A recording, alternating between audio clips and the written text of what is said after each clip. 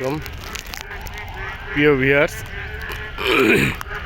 আমি প্রথমে ভেবেছিলাম হাঁসের ডাক, পরে দেখি যে কোনো ব্যাঙের ডাক।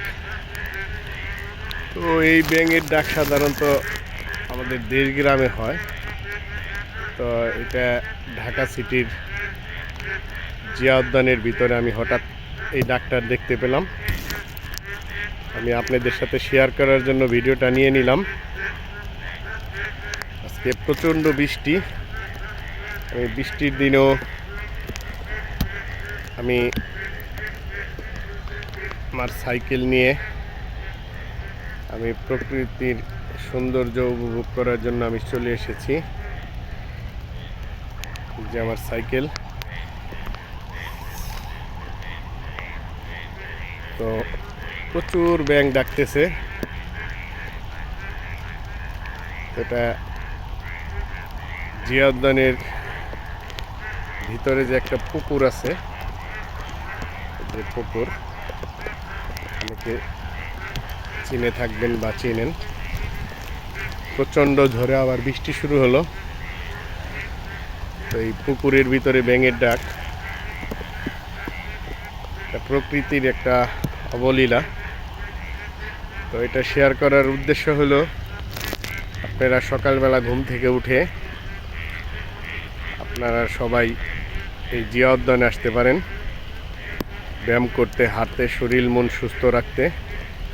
আমি বৃষ্টির দিনেও এসেছি, তার কারণ হলো আমি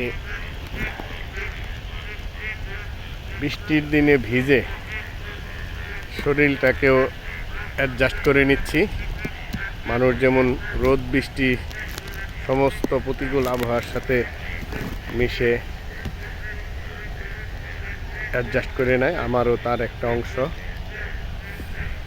তো আমি আশেপাশের কিছু খুব প্রকৃতির সৌন্দর্য যে গাছ, আর এদিকে সুন্দর কোনো ব্যাঙের ডাক,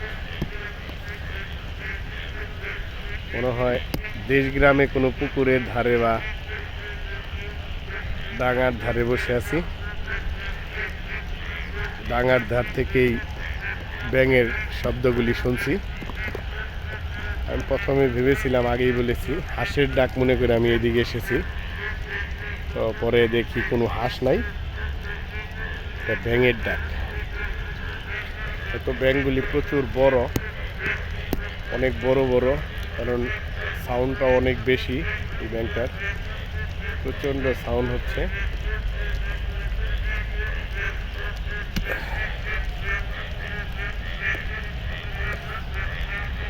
সেই আমরা আবার পুকুরের গাছগুলির ভিডিও নিই,